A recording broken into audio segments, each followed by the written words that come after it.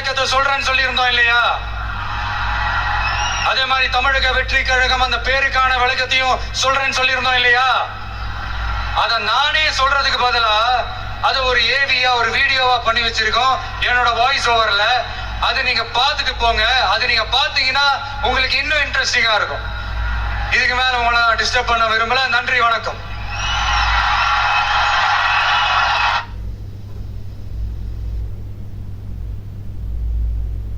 என் நெஞ்சில் குடியிருக்கும் அனைவருக்கும் வணக்கம்.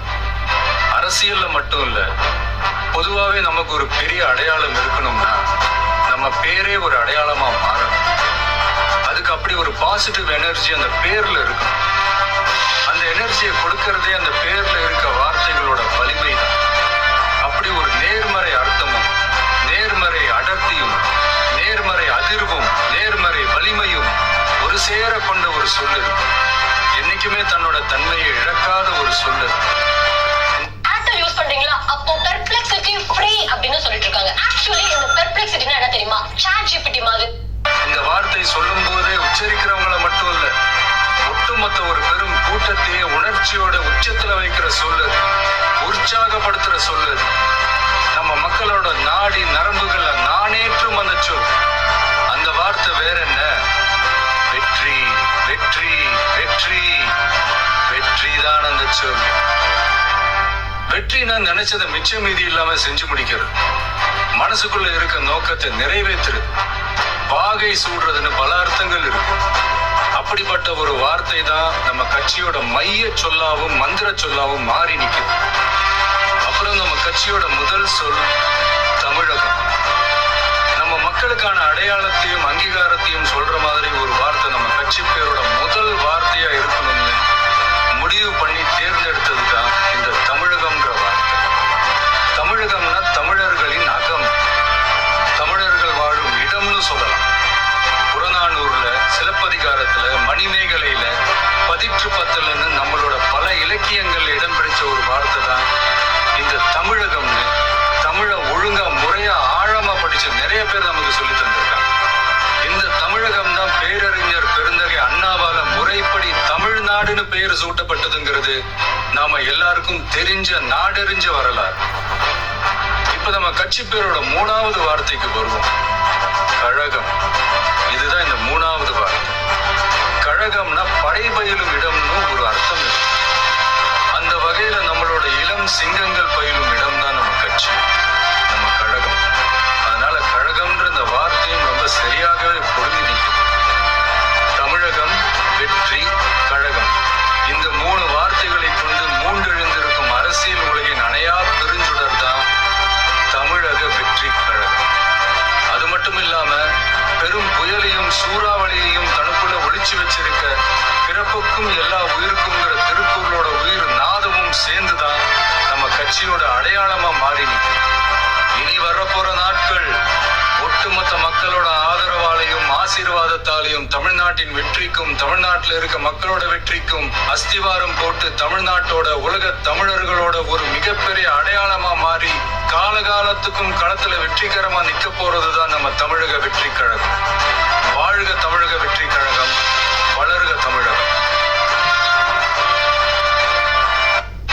அரசியல் போருக்கு சமமானதுன்னு சொல்லுவாங்க. போரா இருந்தாலும் அரசியலா இருந்தாலும் அங்க ஒரு வெற்றி கொடி பறந்தே ஆகணுங்கிறது ரொம்ப முக்கியம். அதனாலதான் கொடினாலே வீரத்துக்கும் வெற்றிக்கும் குறியீடா மாறி இருக்கு. நம்ம கட்சி கொடியை பத்தி யோசிச்சப்ப நமக்கு என்னெல்லாம் தோணுச்சுங்கிறத உங்ககிட்ட பகிர்ந்துக்கத்தான் இந்த பதிவு. நம்ம கொடியில மேலையும் கீழையும் இருக்கிறது அடர் ரத்த சிவப்பு நிறம், அதாவது மெரூன் கலர். பொதுவாகவே சிவப்பு நிறம் புரட்சியின் குறியீடு. அந்த கேட்டகரியில வர மெரூன் கலர் எல்லாரோட கவனத்தையும் பளிச்சுன்னு ஈஸியா ஈர்க்கிற ஒரு நிறம்.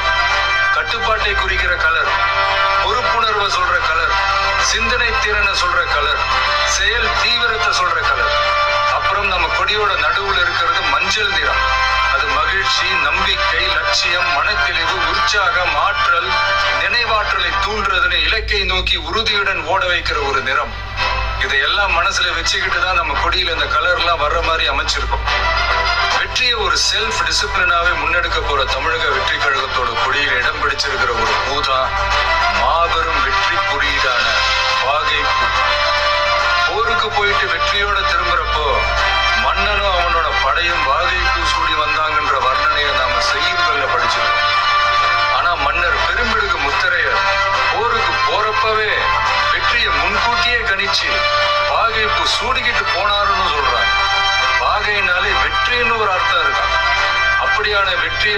வாகைன்னா அரசனோட வெற்றின்னு அர்த்தம்.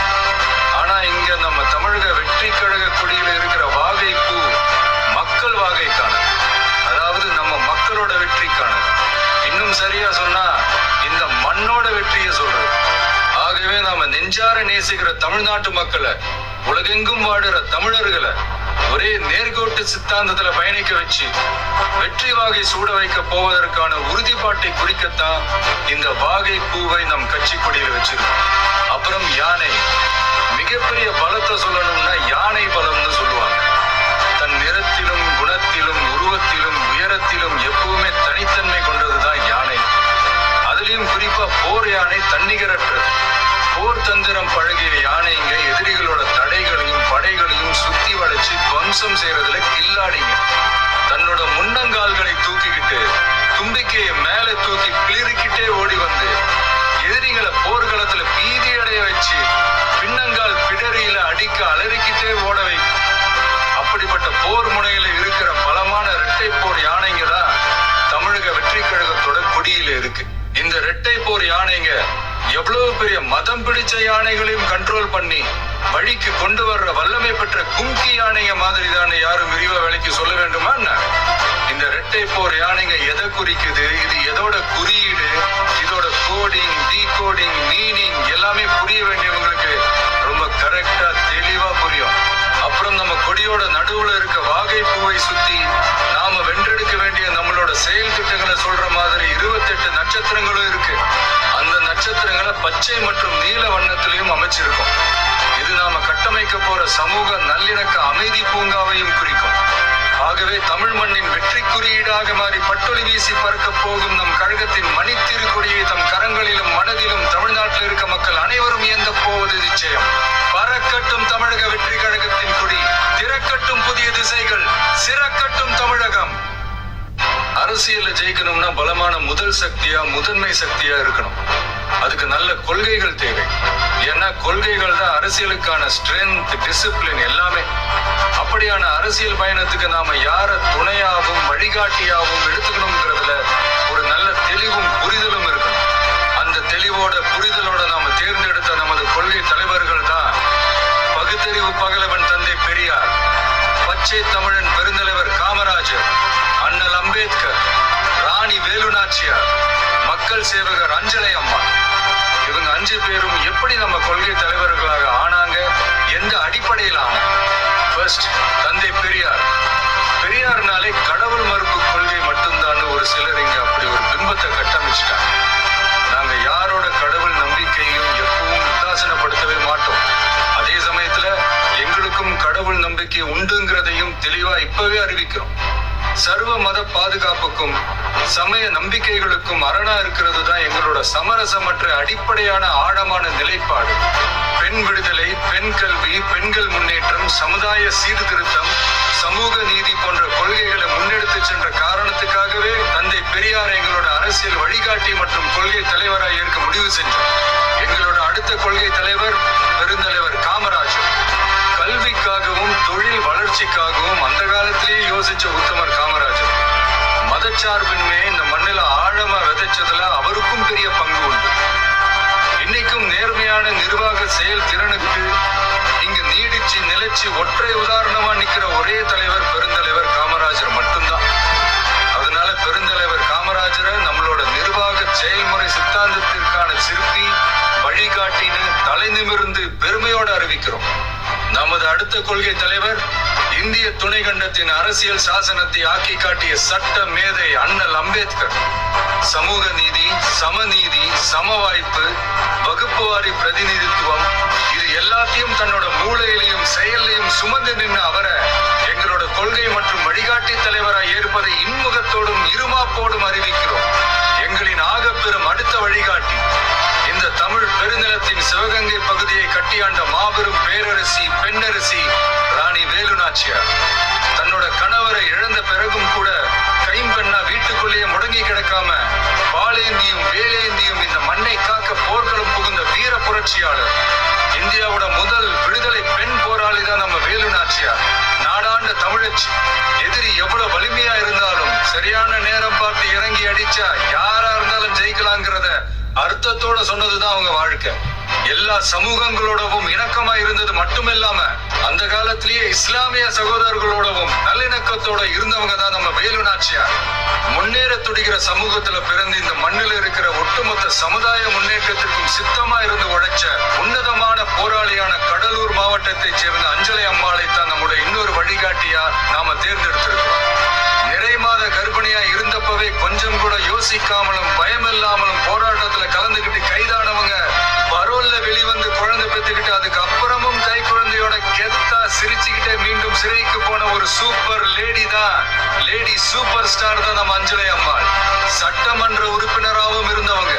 மகாத்மா காந்தி, மகாகவி பாரதி, பெரியார்னு எல்லா பெரியவங்களாலையும் பாராட்டப்பட்ட நம்ம தமிழகத்தோட களங்கமற்ற குலவிளக்கு தான் அஞ்சலை அம்மாள். இதுவரைக்கும் பெண்களை கொள்கை தலைவர்களா வழிகாட்டியா எந்த அரசியல் இயக்கமும் அறிவிச்சதில்லை. முதல் முறையா அதுல முத்திரை பதிக்கிறது நம்மளோட தமிழக வெற்றி கழகம் தான்றத பெருமையோடவும் கர்வத்தோடவும் சொல்றோம். சிறப்பு மிக்க இந்த 5 தலைவர்களையும் கொள்கை தலைவர்கள் மற்றும் வழிகாட்டிகளாக ஏற்று களமிறங்கும் தமிழக வெற்றி கழகம் தமிழக அரசியலின் வெற்றி உலகமாகவும் மாறுவதையே தன் சித்தமாகவும் சித்தாந்தமாகவும் கொண்டு களமாட உறுதியேற்கிறது.